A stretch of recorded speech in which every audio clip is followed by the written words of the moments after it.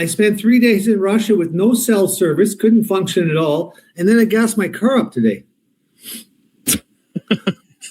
Holy smokes! Oh yeah, the gas has gone up a tad. I went to the bank. I took out a second mortgage. I was able to get there back there in time. As the tank filled. Holy smokes! $180 or something. Unbelievable. Yeah, it's what happens when you make an ill-advised quick decision, right? In the world of war, sometimes your actions have consequences.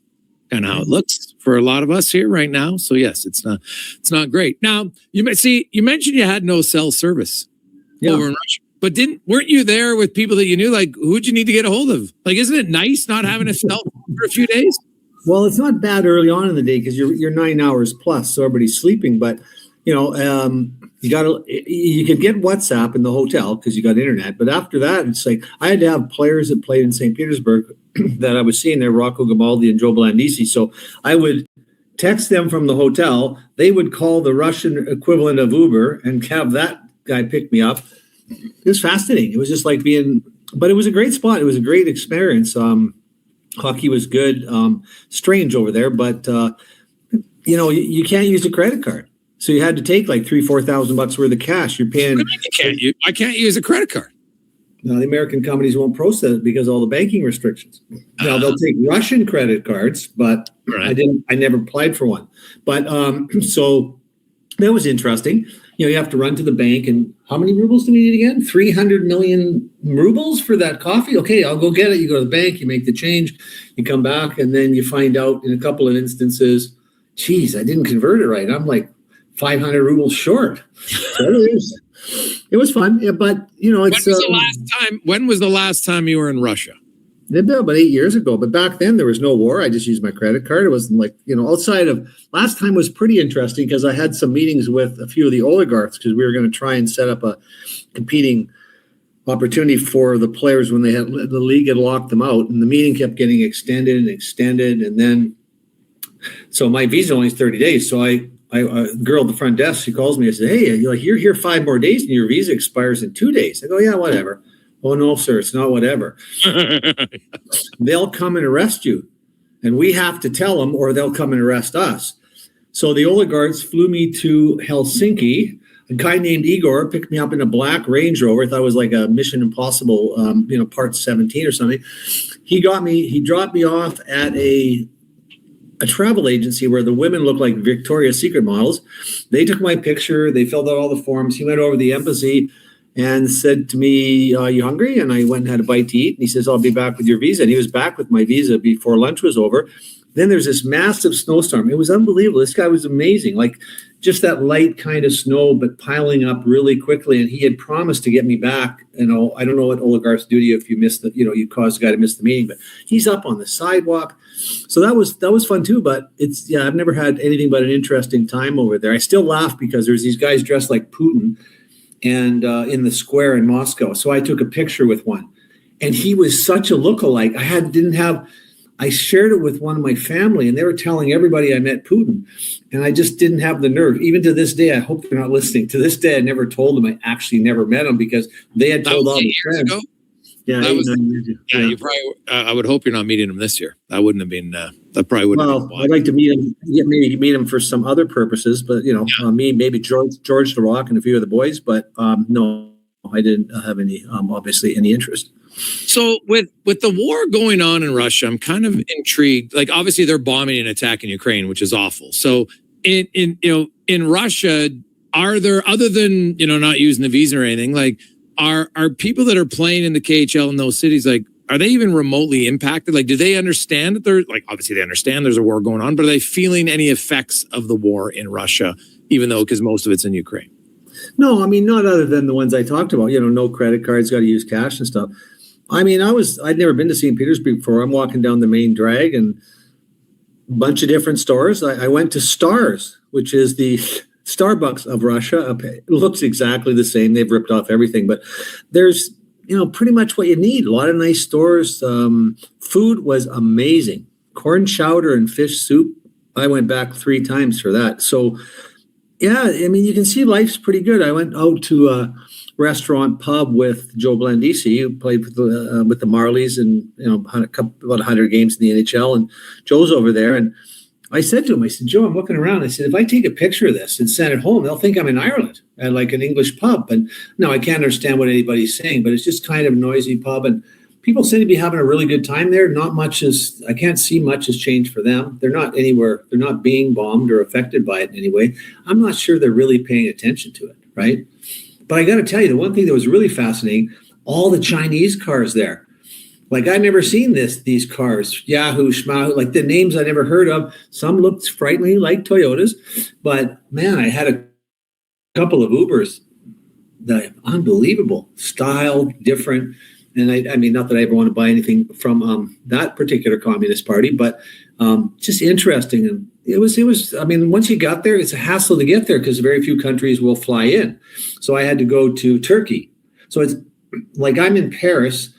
It's literally a 2-hour flight, but I'm 8 hours. I got to go back to Turkey, up from Istanbul to Russia. So that was, and the flights are leaving at 2:00 in the morning. I mean, there's no, and it was pretty challenging, but yeah, it was, I thought it was interesting. That Istanbul airport is almost worth flying to see. I've never seen a place like that. It was like West Edmonton to Mall times 5. Unbelievable. Do you have lots of players who morally would say, I just can't convince myself to go get paid in Russia right now because of what they're doing? No, not a single one, nor should they. I mean, these are kids that have not made it in the NHL generally, maybe played 300 games. They got families to feed. Rocco Grimaldi, a staunch American supporter, American young man. I had a lot of work to do to convince him, but the money is so incredible. I said to Rocco, I know how you feel, but I want to talk to the 50-year-old Rocco here, right, for a minute, because he's got twins coming. I mean, his wife, when they went over there, was 7.5 months pregnant. So you got little Mateo, you got 2 girls coming.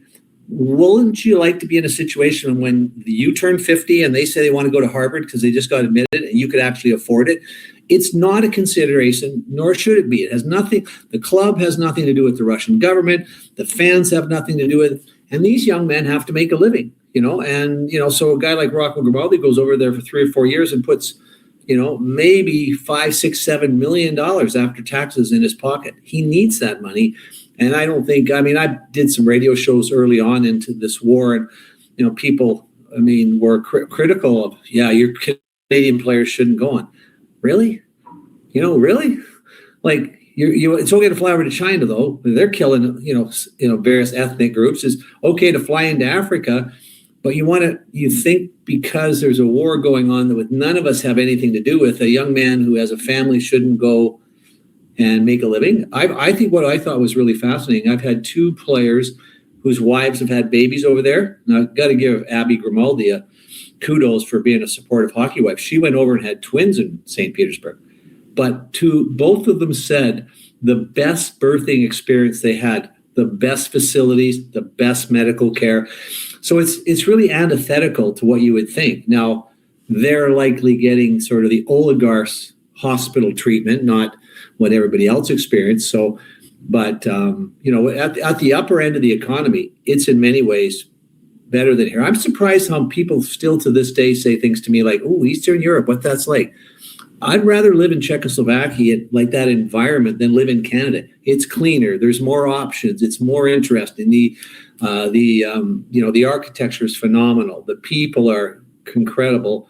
We live in a third world country. Like we have to understand the medical care here is absolutely brutal. And at some point, we should never be hyperbolic, Rich. I can tell you, having been to third world countries, we don't live in a third world country. We have challenges every day, but we're not even close to a third world country. We don't want to be hyperbolic. Well, I'd only say that the medical care here is very, very suspect. So compared to what they're getting over in Europe and many other countries. So. Well, I think the medical care we get here is great. We just might have delays in getting it, but lots of people who get it thoroughly enjoy it. When I look at dealing with players in all those leagues, so you have the KHL, but then you have the Czech Elite League, and then you have the Swedish Elite League, and you have the Finnish Elite League, and there's lots of different options. Yeah.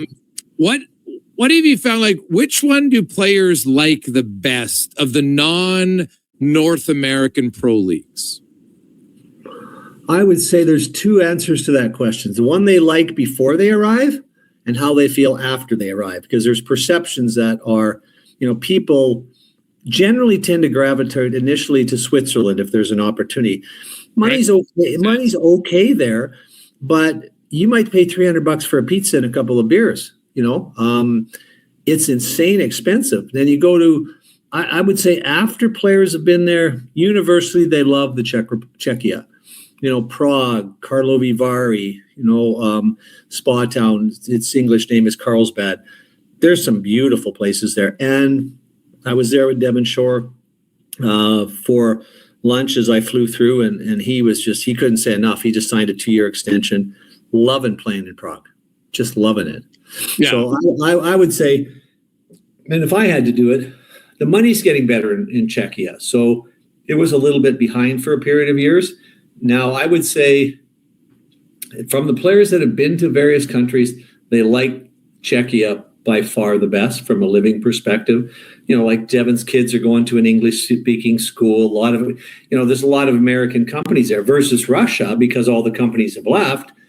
Very difficult to get a young man or a young son or daughter into an English-speaking school, those kind of things. So Czechia, Finland, Sweden are nice, but I would pick Czechia over my perspective, pick over all of them. Yeah, Czechia, I've heard that a lot. Obviously, Prague's a beautiful city. The close proximity, that's the other factor, right? Like for a lot of these places, like you travel and you don't play as many games, but everything is so close, and lots of times you're home almost every night. Well, it's pretty much every night. I mean, Switzerland every night. Czechia, they're on the road a couple times. Russia's a little bit bigger, obviously spread out. Sweden, you get up north into Uvik, which is where the reindeer and Santa Claus all work together. It's a little tougher, but and that's as you get closer to the North Pole, it's tough because they get maybe sunshine during the winter in places like Ormskovik, where the Sedins are from, maybe 2-3 hours a day. It's pretty tough, man. Like it's gets depressing after a while, but it's great from a family perspective. These guys are home every night. They're getting up in the morning, they're playing with their kids, having breakfast with their kids, and go to practice. And I think one of the things that they're very surprised by is the efficiency and effectiveness of the transit system. Like when I met Devon, he doesn't take his car. He just said, "I'm jumping on the train, and I'll see you. And I'll be there in 20 minutes." So it's really incredible. I think Czechia, Slovakia, all of the Swiss, all of these countries, especially the Eastern European countries, they've been basically rebuilt since the wall came, when the wall came down. Now it's 25, 30 years, but a lot of new buildings, a lot of new shopping. And then of course, all the old buildings have been renovated. So it's really beautiful over there. I couldn't be a more stronger advocate of, getting yourself to walk the Charles Bridge in Prague and go across and have some kidlicky and dumplings and some other things. It's a phenomenal place.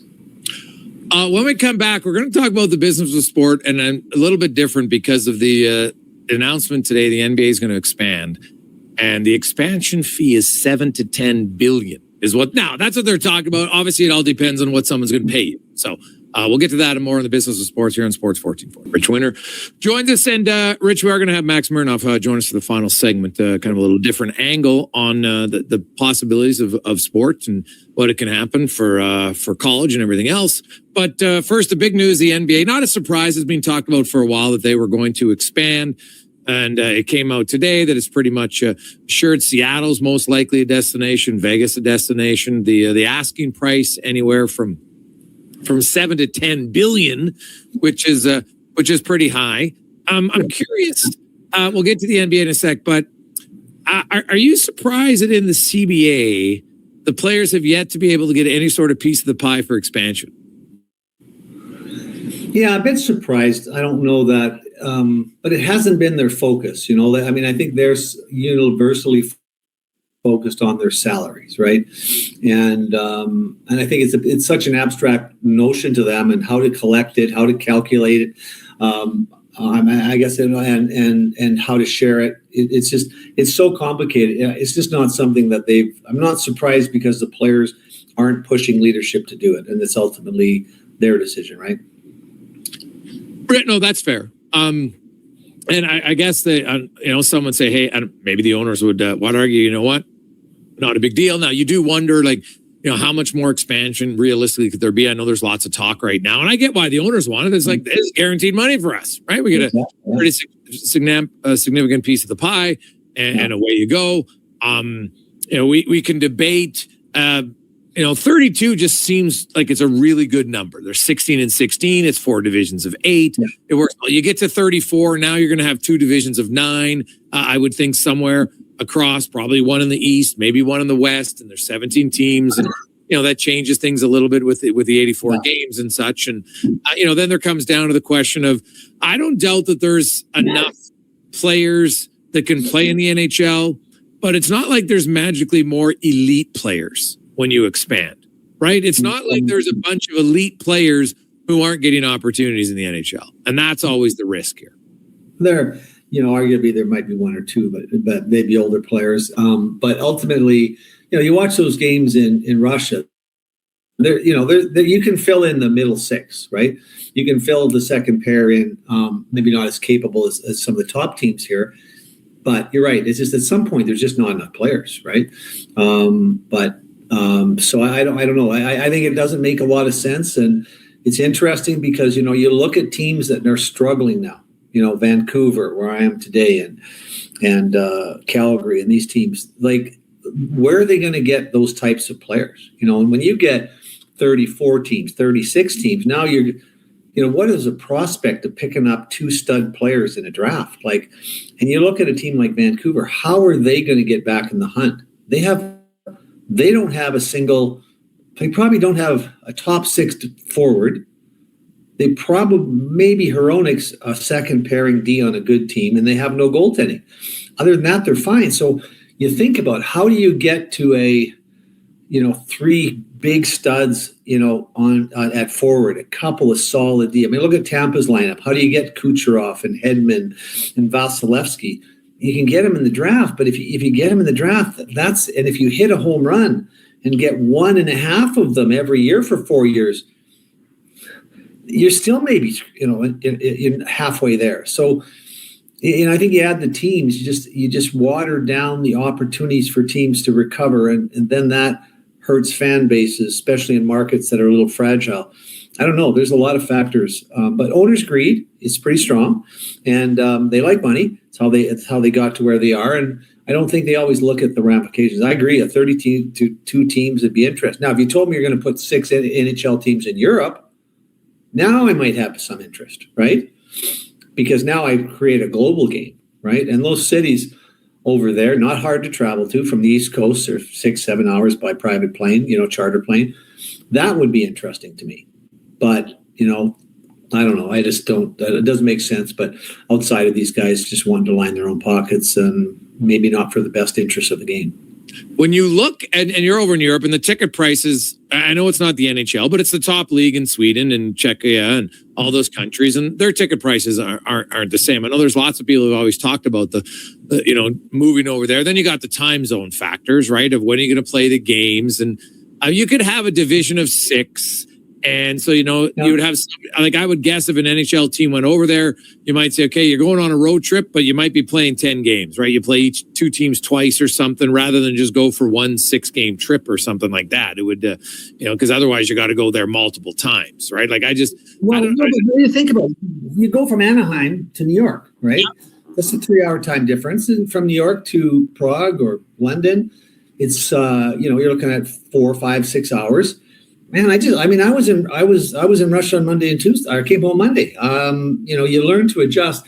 They probably have to go over there and have a couple of days just to get acclimated. Then you do a 6 or 8 game road trip, but those happen all. But just think of the cultural exchange. But the thing about people don't seem to understand is the economics are different in Europe. They don't rely on ticket prices as much. The teams are also often named after a company.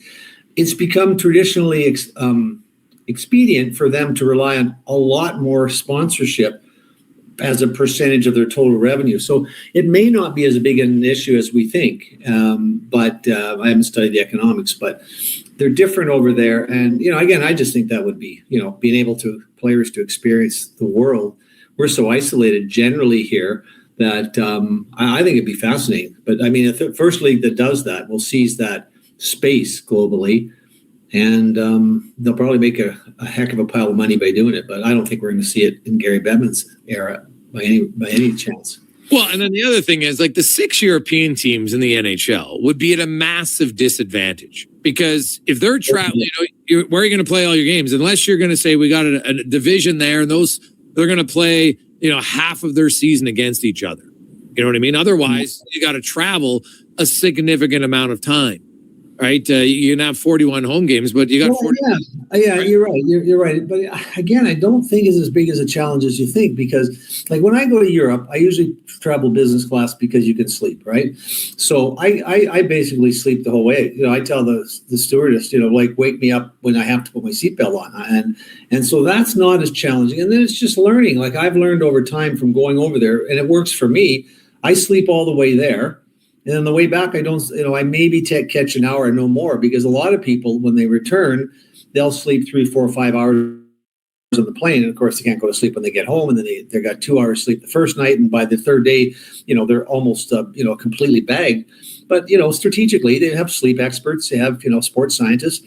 They can figure it out. But you're right, it would be a lot more challenging. It'd be tougher for them. But on the other hand, from a free agency perspective, how many guys are going to want to go home? You think Kirill Kaprizov would rather be in Minnesota or Moscow? Or, Jágr in his day would want to be, in Prague, 20 minutes from his home in Kladno instead of in Pittsburgh. So I think there's, you have to think it all the way through, but there's a lot of possible advantages that they would have and disadvantages. Yes, there'd be, and it would, you could have, more, you could have more players playing for sure. You had 6 teams. You're going to need a lot more Europeans. You're going to need a lot more North Americans. Are going to fill the spots.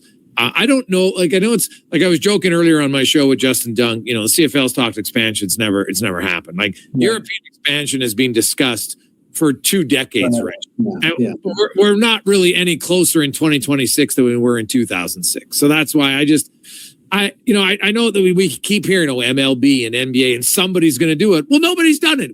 Somebody's supposed to be doing it for 20 years and no one's done it because I think they just look at the logistics and I'm just not sure it works. Like, the NFL plays 1 game a week and they're not doing it. They travel teams over there, but they don't actually have a team who's full time there. No, and I think the problem is it's not that it's not possible. It's just they don't understand the marketplace. Like, agents like myself who've been working there for a number of years get a pretty good handle on the marketplace. But, when Gary Bettman looks at expansion, he just has to go, well, that city looks pretty good. I like the demographics, do a little study on it, and then they just have to decide which checkbook they want to receive the check from. It's not that complicated. But, you identified some issues. There's many more I'm sure we haven't even thought of. And they just don't wrap their heads around it. Like, I just don't think, like, it would be a mammoth shift to see someone explore that. I think it's a great opportunity. Like, I think one thing the NHL has missed out on, now you never put a team there, but there is a place in an area in Southeast Asia where over 2 billion people regularly watch hockey on television. So much so that when they arrive in Canada, we decided to produce the game in their language. So in Southeast Asia, hockey is huge. Now, it's field hockey.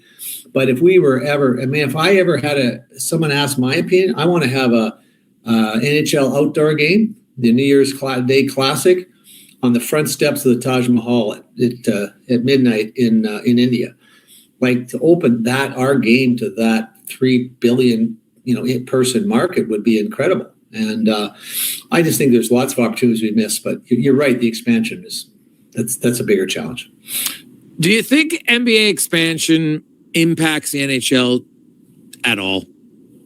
I think Gary's always wanted to keep up with the Joneses, and I think we've always been following basketball because they have bigger television deals and other things. And I think it has some impact, but I'm not sure how much. You'd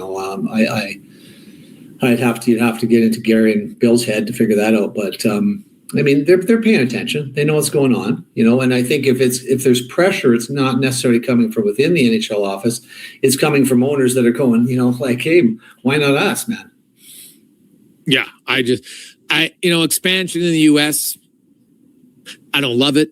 I think it comes down to money and everything else. Like, how many times are you going to try Atlanta, for goodness sakes? But Maybe they think third time's a charm. Who knows? I know they'd like to go back to Arizona. I get the big TV market. I get all that. But, and if you do have the right ownership group and the right building, then yeah, it probably could work. I don't discount that. But the more teams you have, you just have more teams struggling than you have more teams successful. That's what I find interesting about this. And because you look at the 32 teams now, it wasn't very long ago where it was hard to miss the playoffs. Now it's the reverse with 16 teams missing it, man. It's hard to make the playoffs. You have to execute pretty effectively. And yeah, which is good.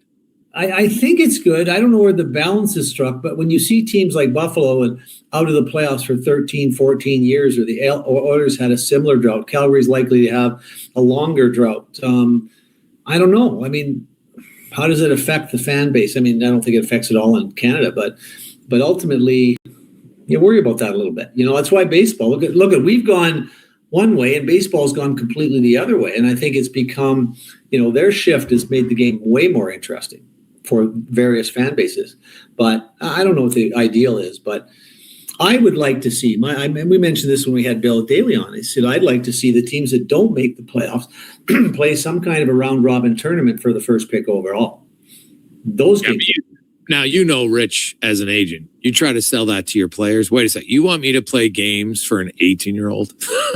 I don't know. Yeah. You want me to play games for Connor McDavid? Seriously, I don't care. Oh, McDavid, sure, but he's the rare. Draisaitl, I don't care. I don't care about Makar. I don't want Vasilevsky. I'm happy losing here. This is so great. It's so fun. My kids come home from school and kids are beating them up because dad's not scoring.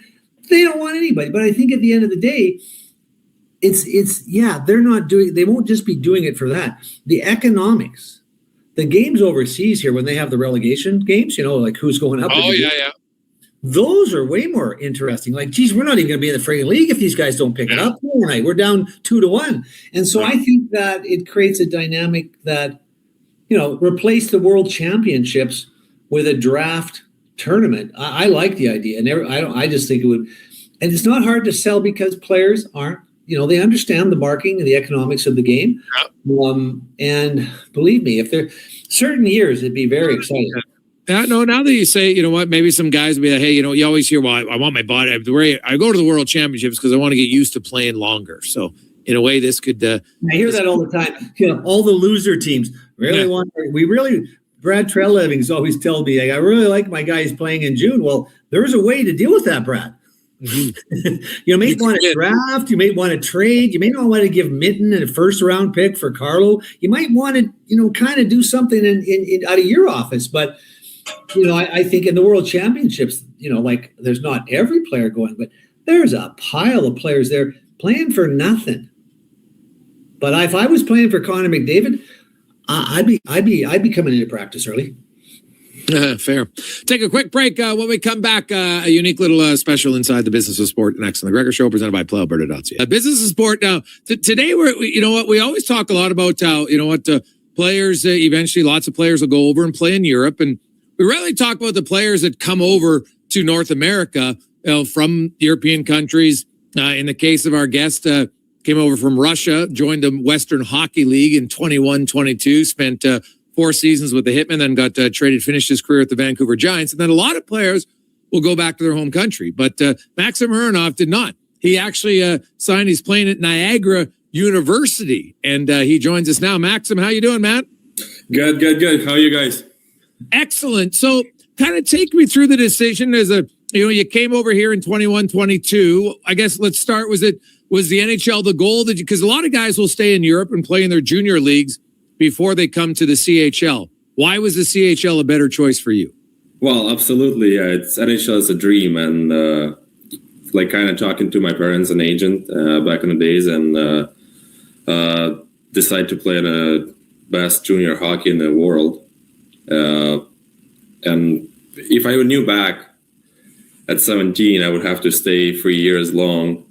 I don't know if my parents would appreciate that. And yeah, so that was Max arrived here just as COVID started, so he couldn't go home for 3 years. And I think we don't really understand how much they give up to be here. But I think Max was pretty inventive, right? Max, you didn't have much money coming in, but you did some pretty cool stuff with the container. And so tell us about some of the stuff you did. Yeah, of course. Well, the first summer was pretty hard. Like, barely like leaving without my family back home, and they can't send me money because all of this stuff's happened. And watching TV show, Storage Wars. That was I don't know if you know about it. Oh yeah, I know what storage wars is. Yeah, so you're looking at the containers. That's when you end up kind of trying to, find out what's in the container, right? Yeah, and just find that website. Bought one storage with my billets. Just start with that and was selling everything what was inside. And there's like some cool stories. Some I can tell you, some probably shouldn't, but I tell you some.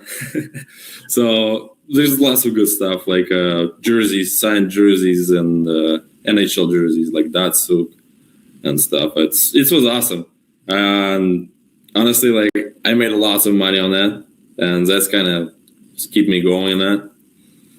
But the main point was like just like to have some money, over the summer. Well, a young man stuck here, Jason. He can't go back and see his family. His family can't send him any money. I mean, I found it hard to go to university without coming home for, a couple of 3 months. And that's a real challenge. But I think the most fun I had with Max was when the rules changed. And I phoned him and said, well, would you be interested in having a scholarship? And what did you say, Max? I said, like, I have no idea. What is that? Honestly. So Max is the first Russian-born CHL player to play college hockey in America.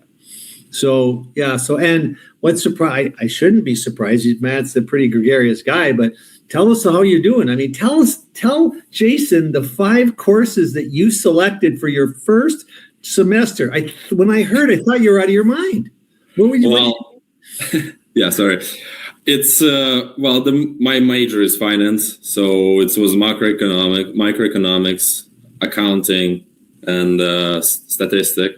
Okay. And I didn't know, like, there's some courses you have to take what doesn't affect your major. It's like social justice, religion. But I think my first semester was social justice and writing course, I believe. Okay. Yeah. And yeah, it's just, I was like surprised by that. Honestly, I would say I did pretty good. Like my grades was like 80 and above. And yeah, if you like pay attention in the classes, that's. So now, Max, when did you speak English growing up, or did you not speak English till you came over here? Well, until I came here, I had like English classes back home, but they didn't give me much. Okay. I think when you start talking in English every day, it's kind of like help you a lot. Yeah. And so now you've been in Canada for 5 years. And you're in university in your 5th season for a guy who didn't really understand English and taking finance major. Like, that's pretty impressive. How challenging was it? Like, just to not necessarily even go to school, but just to understand the language enough to understand what you were reading. Well, I'm still a little bit struggling with that, but it's getting better for sure. Just talked to my advisor 2 weeks ago and deciding going to take a double major and a minor. So it's going to be finance, eco, and minor is going to be business analytics. And I don't know. I'm right now doing pretty good, honestly. And you're doing that, but you're also playing hockey, and you were tied for second on your team as your first year at Niagara in points with 22 and 33 games. So you're taking all these courses and you're playing hockey. Obviously, you haven't given up on the dream to play hockey. How do you feel the competition? How has it helped your game? Well, on the beginning of the year, I kind of started playing in a power play and penalty kill. So I had all the opportunity to do that. Thank you for coaches and all the stuff. And from that, just, when you have confidence and when you're playing with confidence, like everything going your right way. So where the goals for you is obviously to finish your major. So you're going to play the 4 years at Niagara. Would the goal then to be stay and play hockey in North America? Do you ever want to go back home and play hockey over there? Do you have a long-term plan, or is it kind of year to year and I'll just finish my degree first? Well, every time when I try to make plans on my future, it's always changed. Like my first year in the WHL, I said, I'm going to play a year, come back home.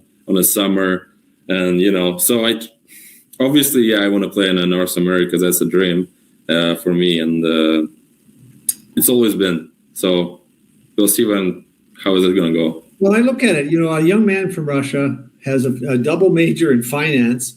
Like, the world changes no matter what happens. I mean, Max is going to, sort of stamp the golden ticket no matter what happens. So I was just really excited when Niagara University got a hold of us. And I think it's really, your life's just changed dramatically. You can't even imagine a year ago what the kind of things you're thinking about now would even be a possibility, right, Max? Absolutely. Like, last time I finished school back home was like 5 years ago. And now doing school again, it's I don't know, I'm kind of impressed by myself, honestly. Well, you should be. Like, honestly, that's there's a lot of people that go to university and struggle, never mind playing sports at the same time to do it. Never mind somebody who's, only spoke the language for less than 5 years. So it is, obviously you have a strong natural work ethic, Max. I think that's safe to say that, you're going to work hard. And like when you're in finance, what's the ultimate goal? Like, when you were done playing, what do you want to do with the finance degree? Do you want to run your own business? Like, obviously, I think you like to get into, if you got in and you're buying crates for fun. Obviously, I think you got a little bit of a natural entrepreneur in you. Is that fair? Yeah, absolutely. You're not going to play hockey for whole your life. Like, average career in NHL, what is it? Like 3.5 or something. Yeah. So. And absolutely, yeah, the business would be the best, but like, start with something small and just growing from there. How did you adapt not only to the lifestyle, because you mentioned you're 17, you come here, okay, mom and dad, I'll see you in 6 or 8 months. That was the plan when you left, and it turns out to be 3 years. So I'm sure both your mom and your dad and yourself, like, that was pretty challenging. But how was it adapting to food and everything else? How was it coming from Russia to Canada and adapting to the food and the weather and everything? Well, I'm not gonna lie, I was pretty scary. Like, the how would I explain it? The tension between both two, like North America and Russia, and you watch on the TVs, all of this, like, different culture, it's like different people. But honestly, I did not see much difference. Maybe because I met like great people, because my billets was, I don't know, the nicest people I know. Like, they helped me a lot. And Calgary was one of the best cities I lived in my life, honestly.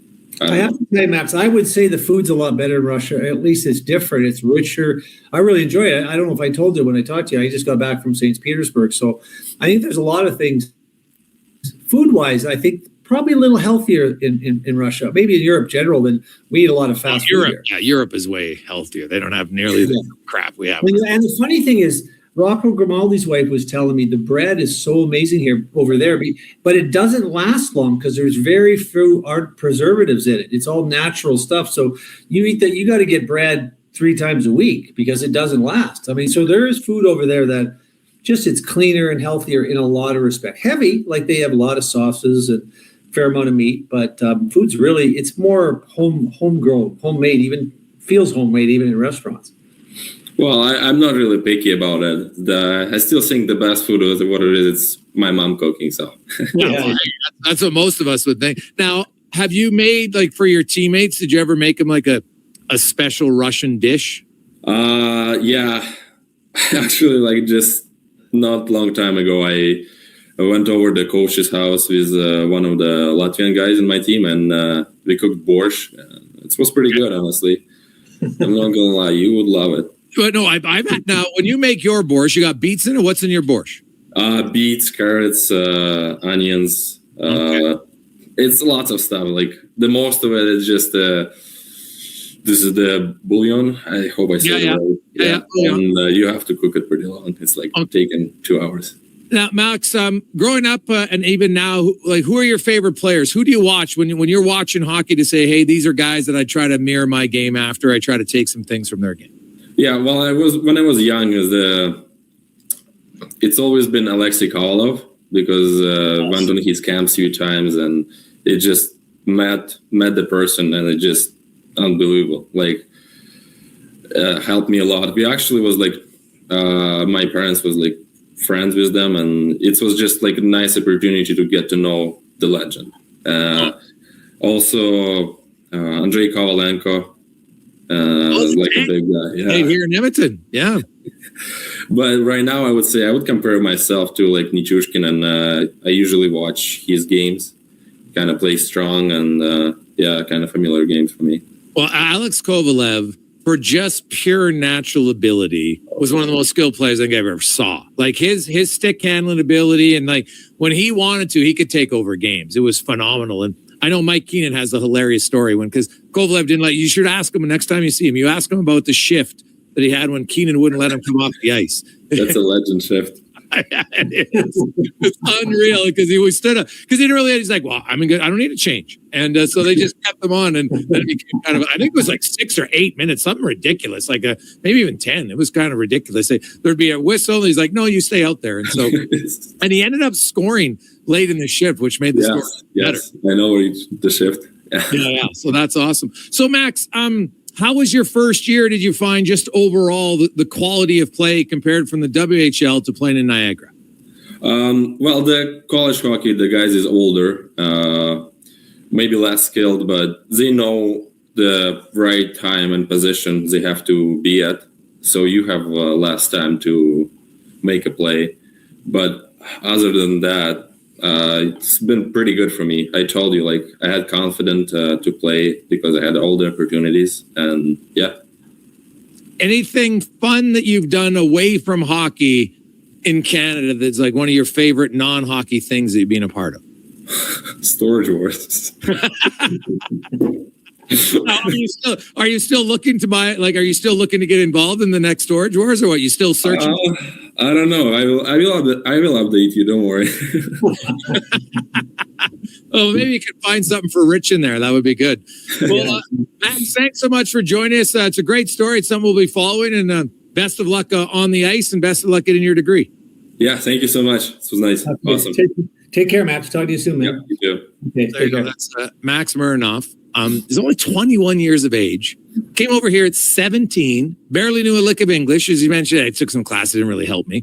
Think about that, though. You came over and you mentioned, Rich, like, hey, mom and dad, I'm leaving. Like, I know parents who are listening right now, and their son, usually maybe even their daughters now, because they go away to college hockey in NCAA. But you have lots of 17-year-old kids who will leave home and they got to go to Brandon. That's kind of the farthest place. Western Hockey League, right? There's Prince George, there's other places, but mom or dad usually can get to a few games now. At bare minimum, they'll probably come to Edmonton once a year, maybe go to Calgary and Red Deer, and you can see them, right? Yeah. If there's Christmas time, you come home, not seeing your 17-year-old son for 3 years. Any parent, like, are you kidding me? I think that would be challenging, or more importantly, for the 17-year-old not to see your parents. I can't send you any money, so good for him to be able to push through it. And he's a guy I'd watch for. Like, I have no doubt if you're able to overcome that and see him kind of make the most of a tough situation, that guy's going to be successful in whatever he does. There's no doubt he's going to be successful. And just by way of a local side, like Marshall Finney's playing there with him as well. So, he's got some Edmonton connections, but it's a real fascinating experience. Niagara University is a great spot for his particular situation because the classes are pretty small. But he said he hadn't been to school for 5 years, and he's on the dean's list in virtually every class he's in. It's like, I like what he said. Like, I even kind of impressed myself. He's a really interesting kid. I think he has, a long shot at the NHL. He's big, he's strong, he skates, he works hard. Who knows? He's certainly not going to get there. He's not going to not get there because he didn't work hard. Yeah, true. Rich, good stuff. Next week, I think we're going to have a former NHL manager on the show. So we'll look forward to that.